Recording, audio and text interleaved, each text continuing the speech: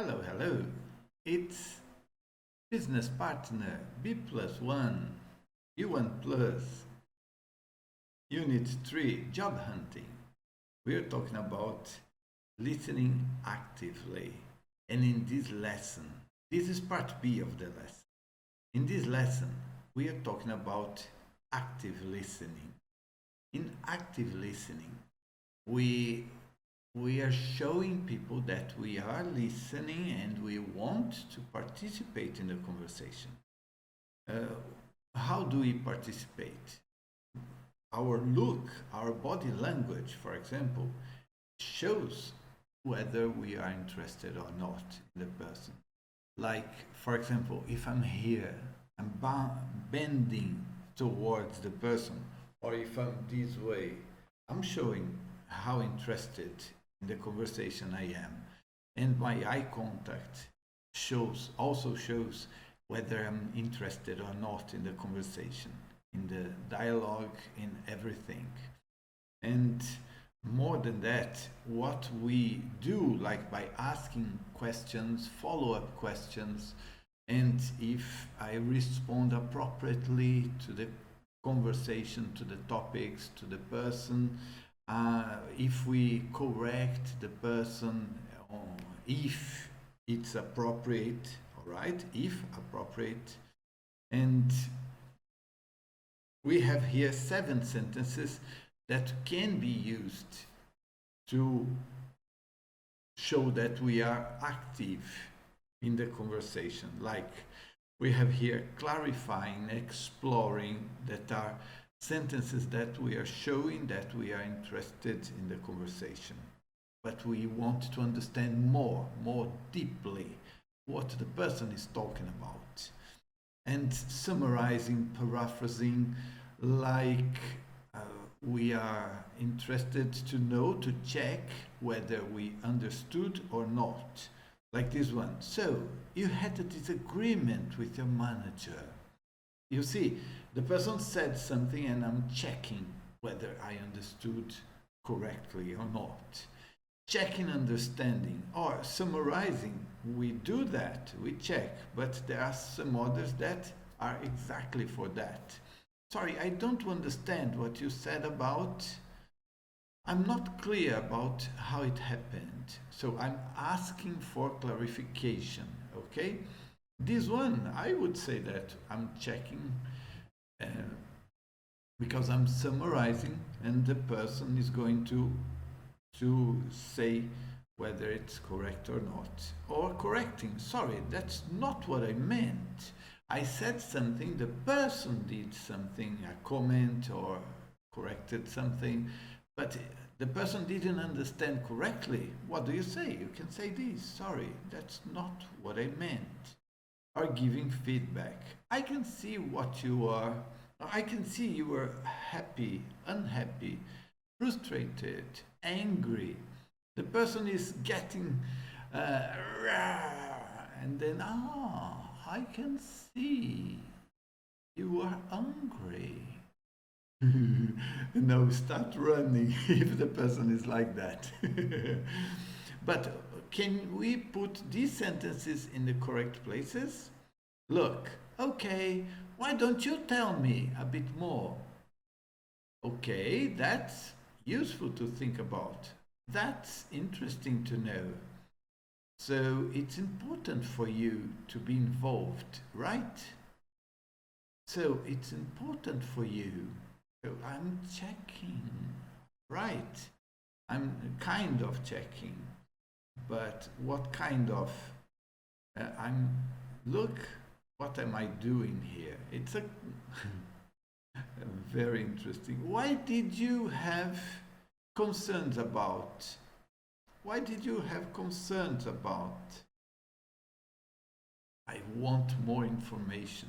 What do you mean by too many things? What do you mean by too many things? I want more information. No, that's not what I said. Oh, what are you doing by saying that? How would you describe a competent manager? Do you remember that from the video? How would you describe a competent manager? I'm asking the person to tell me more. Tell me more about that. Like my friend from São Paulo. Remember that? Can you put the sentences in the correct places? Why don't you pause? And then we talk about that during the live lesson. I'd like to talk about these sentences with you. Let's move on to exercise 8. What do you have to do? Work in pairs. How would you respond to the speaker in these situations? And use one or two phrases from exercise 7. From exercise 7 to reply to each speaker. So imagine the person says, dinner's going to be a bit late, I'm afraid. Dinner's going to be late, I'm afraid. What could you say? Why don't you tell me a bit more? Oh, that's useful to know. So it's important for you to know. Why did you have that delay? I could say that. What do you mean by a bit late? It fits, right? No, that's not what I was expecting. You can say that, but why don't I say, I could say, I can see you're a bit busy now at the moment, right? That would be polite, wouldn't it? But look at 2. She can be difficult to work with sometimes. Oh, that's an accusation, right? Someone says she can be difficult to work with sometimes. What would you say to the other person? I don't know what I would say. I don't know. But why don't we explore that later in the live lesson?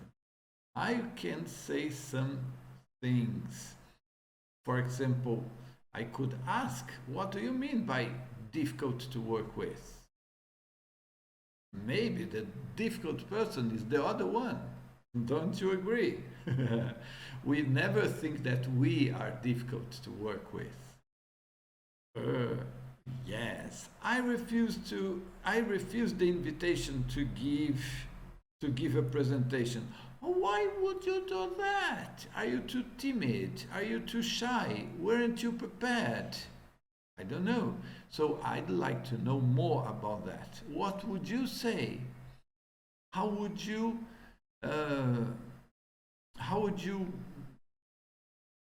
need to be in order to accept the invitation? I don't know. What can we say from these sentences, including these other ones? All right? I don't understand why you refused the invitation. For example, 4. He says he hates traveling for work. Oh, I understand that. But traveling for how long? 1 hour, 2 hours, 15 minutes? Don't know. I can see you are unhappy with that story of traveling for work. This new accounting system is driving me crazy. What do you mean by driving you crazy? You see, we can use that one for almost every situation. It's a very good one. Tell me more. Why don't you tell me more a bit? Tell me more, a bit more about the new accounting system and the problems you are facing. You see, but you said you wanted a new challenge. Some people cry when their requests are answered positively, right? Because the final situation is terrible. Sorry, I don't understand what you mean. This is too much for me. Yes, but you wanted a new challenge. Okay, but not that much, not too challenging. So the idea is that let's explore how to answer those sentences with these phrases and other phrases that we can bring, okay, to the conversation. After that, we have a situation from 8a and write a short dialogue using at least 3 phrases from exercise 7. Well, I have already done part of it, but it's 3 lines. Let's work together during the live lesson, okay? And create a dialogue about that. Very interesting, because now we are going to leave the situation. Very interesting situation here. Well, the next one. Now this one, I'll give you the answer. Look at the 3 conversations below. We have conversation 1, 2, and 3, right? Put each conversation in the correct order, numbering them from 1 to 8. Oh, we have here, our website is terrible. Well, it's difficult to find information. How would you make it more user-friendly? What do you mean by terrible? Oh, that's a good one for number 2, right? Definitely, it's not at all user-friendly. Okay, that's very useful to know.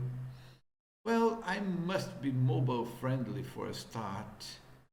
And so you would change the design.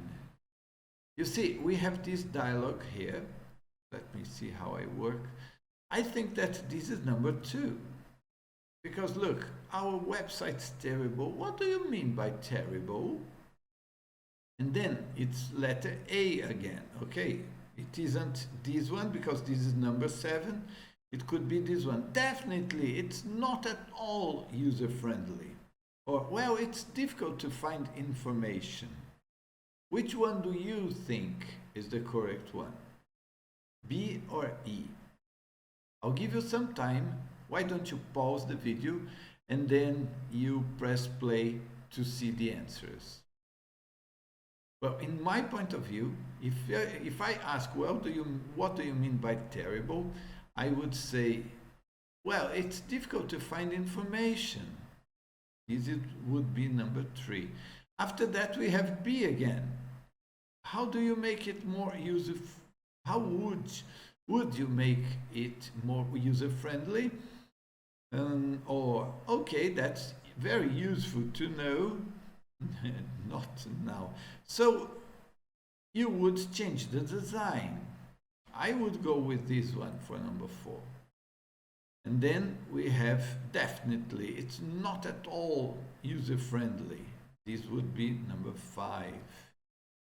And then we have 6. How would you make it more user-friendly? Or, okay, that's very useful to know. I would go for letter C, right? As number, well, 4, 5, this would be number 6, 7. Well, it must be mobile friendly for a start. Okay, that's very useful to know. Let's check. Yay! Yes. So look at the second one. Oh, 1 and 7 do help us. They really help us. Number 1, I need more staff in my department. We always think we need, don't we? A, I can see you are concerned. How many people do you need? Oh, this could be number 2, don't you agree? So it's important to have more staff because the workload has gone up. So it's important to have more staff. Oh, sorry. Okay, why don't you tell me a bit more? Oh, this is even better for number 2, right? I would go with this one. Why don't you always ask a question like this? People like to give more explanations when they're complaining about their job. Everyone is overworked. You see, we have 2 major new clients. Yes, this is 7. And well, it's important tasks aren't getting done. Oh, I think that this one could be number 3 or this one. But why don't you tell me a bit more? I think that I would go with this one for number 3. But why don't you pause and you try to do, and then you open again. If I go with this for number 3, well, important tasks aren't getting done. Sorry, I don't understand what has happened. Why not? I would go with this one for number 4. Everyone was overworked. You see, we have 2 major new clients. I would go with this one for number 5. So it's important to have more stuff because the workload has gone up. This is it, right? 6. Yes, that's right, and John retired last month. I can see you are concerned. Concerned, preocupado. So how many people do you need? Oh, that sounds nice for the person who's complaining, right? I would feel really relieved if the person asked me that.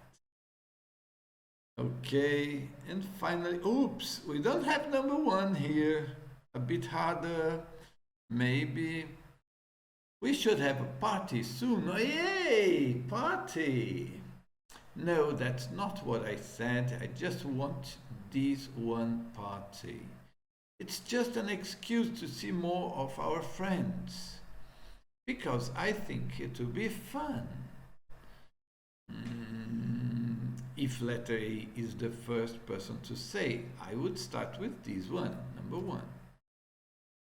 And then B. Okay, I can see you are excited about this, but I'm not so sure. Or this one. I'm not clear about what we are celebrating. That's a very good number 2, by the way. So it's important for you to have lots of parties. Almost an accusation for me, but I would go with this for number 2. It's just an excuse to see more of our friends. So is this about your job? Is it? Or family party? I don't know. Seeing friends. Okay, but I don't know. Let me see. Okay, I can see you're excited about this. Or so it's important to you to have lots of parties. See more of our friends. I'm not so sure. I think that this is more connected to the decision making. So I would go with this for number 4. And then, so it's important to you to have lots of parties. No, that's not what I said. I just want this one party. Or because I think it will be fun. Would go. So it's important to you to have lots of parties because I think no. No, that's not what I said. But why did you say you wanted to have it? Because I think it would be fun. 7 and 8. Okay, I can see you're excited about this, but I'm not so sure. Oh, so it hasn't been decided yet. Oh, and we are correct here. Okay, you see, so the person are discussing, they are interested in the topic, they're talking about that. This is interesting. And what do we have as the, how to say, as this task, sorry. Work in a group of 3 and play the listening distraction game. What's that? On your own, prepare to tell the members of your group about one of the following topics. So, a favorite free time activity, like watching a game, watching series, playing volleyball, a free time activity. a memorable day in your life or career. When you got that promotion, when you passed that job interview and you got the job, the area where you live or work, location, building, facilities. So the point is that we are going to talk about that. Let's get prepared for that. After that, we have part B. When one of your colleagues is telling their story, listen actively and use phrases from exercise 7 to get as much information as possible. And when the other colleague is talking, making a detailed list of all the things you have to do today, or look at your phone and read your messages. Wow, this is for 3 people, right? So you were telling the story and people would react. One would react by paying attention and the other one would be distracted. And you would do the same. When one is telling the story, in one situation you would pay attention attentively and you would ask all those questions and so on. And to the other person you will be distracted. Impolite. Then C, report back to your group members. How many facts do you remember from the story you really focused on? And how many facts do you remember from the other story? For us to check how much we pay attention to. Wow, very interesting. Very interesting. How can we get from people when they tell stories if we are actively listening actively or not? Wow, look at this picture here. The guy is telling the story, telling something to the woman, and she's really interested. She's looking at him. She is making notes of what he says. Wow, she then notes to be involved in the conversation.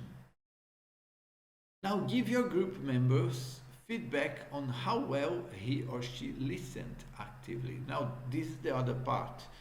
You are showing how you liked or not to their attention. Use clarifying and exploring phrases. How did they participate? Summarize or paraphrase what you said. Check that he or she understood you correctly or gave you feedback. Very nice. I really liked this activity because when we are talking, some people don't pay attention to us. We like when they pay attention to us, but do we pay attention to people when they're speaking? It's very important.